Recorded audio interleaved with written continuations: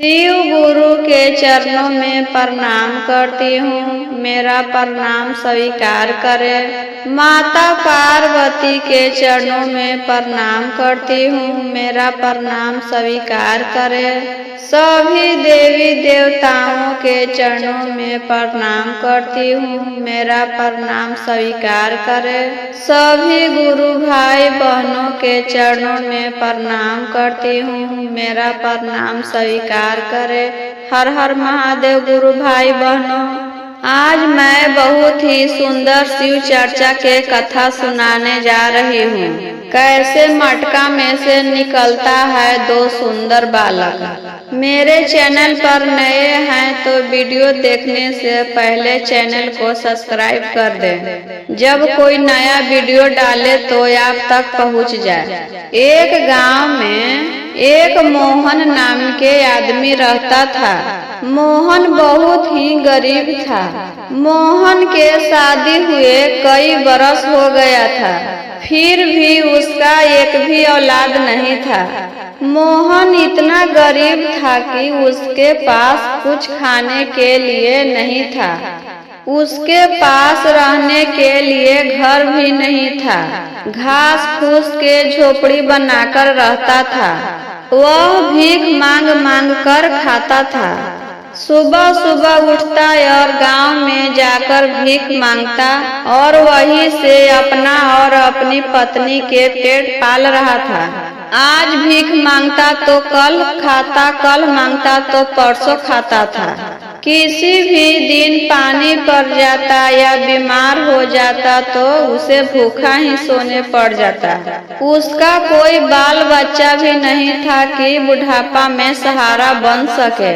उसकी पत्नी रोज रोज शिव गुरु से एक ही वरदान मांगती थी, मेरा कोई बुढ़ापा का सहारा नहीं है शिव गुरु, मेरा गोद भर दीजिए, ताकि जब हम दोनों बूढ़ा हो जाएंगे तो सेवा करने वाला, कमा के खिलाने वाला कोई ना कोई तो चाहिए। महादेव अभी तक किसी भी तरह अपना दिन काट रहे हैं।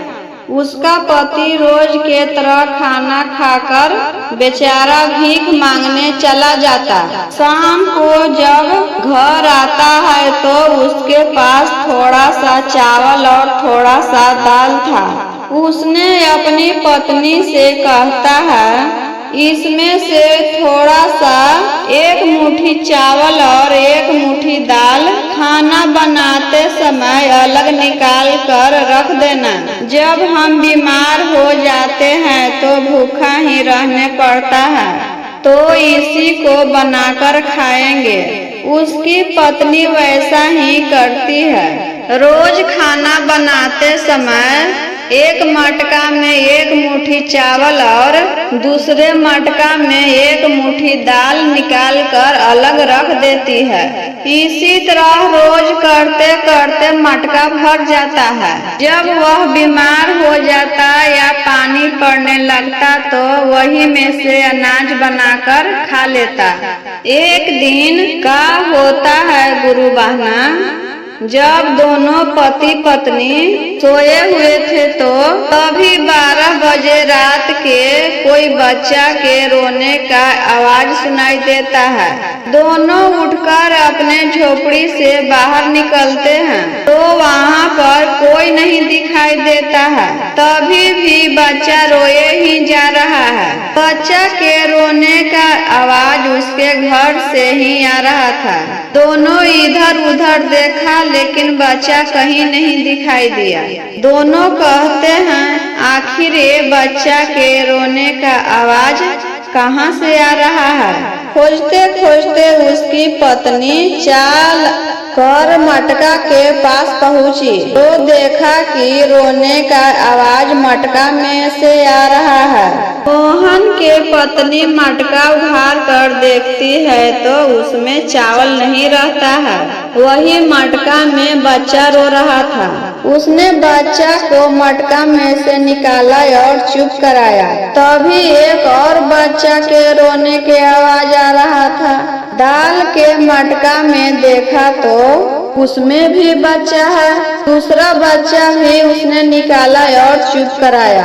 भिखारी कहता है, इसमें कहाँ से बच्चा आया और किसका बच्चा होगा। उसकी पत्नी समझ जाती है, मटका में से बच्चा हमारे घर में है तो किसका होगा, हमारा बच्चा है। शिव गुरु ने हमारे लिए भेजे हैं। हम शिव गुरु से रोज यही वरदान मांगते थे, मुझे एक बच्चा दे दीजिए शिव गुरु। तो शिव गुरु एक नहीं दो बच्चा दे दिए। दोनों बच्चा को लेकर बहुत खुश थे। मोहन कहता है, बच्चा के नाम क्या रखेंगे। उसकी पत्नी कहती है, चावल के मटका में से निकला तो चावल मुट्ठी और दाल के मटका में से निकला तो दाल मुट्ठी। दोनों बच्चा का नाम रखा गया, एक का नाम चावल मुट्ठी और दूसरा का नाम दाल मुट्ठी। दोनों बच्चा धीरे धीरे बड़ा होने लगा।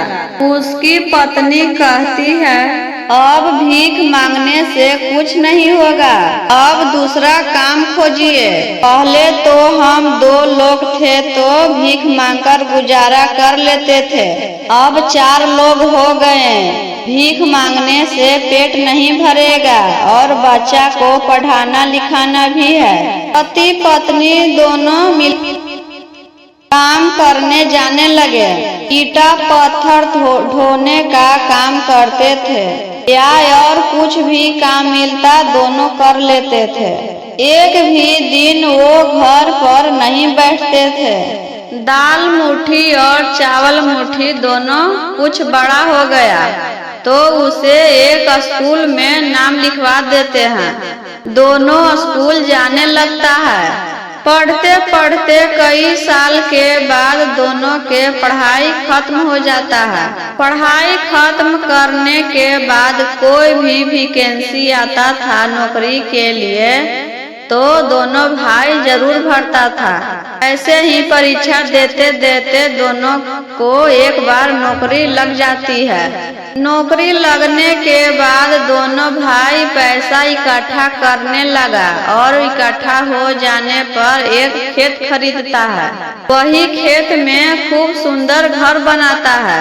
गाड़ी खरीदा, गाय भैंस दरवाजा पर आगे बांध देता है और अपने माता पिता के काम छुड़ा देता है। कहता है, अब काम पर नहीं जाना और घर पर रहना और घर देखना, गाय भैंस खिलाना। ऐसे ही दोनों की गरीबी खत्म हो गई और चारों परिवार मिलकर खुशी खुशी रहने लगे। मेरा वीडियो अच्छा लगा तो लाइक करें, शेयर करें और कमेंट बॉक्स में हर हर महादेव जरूर लिखें।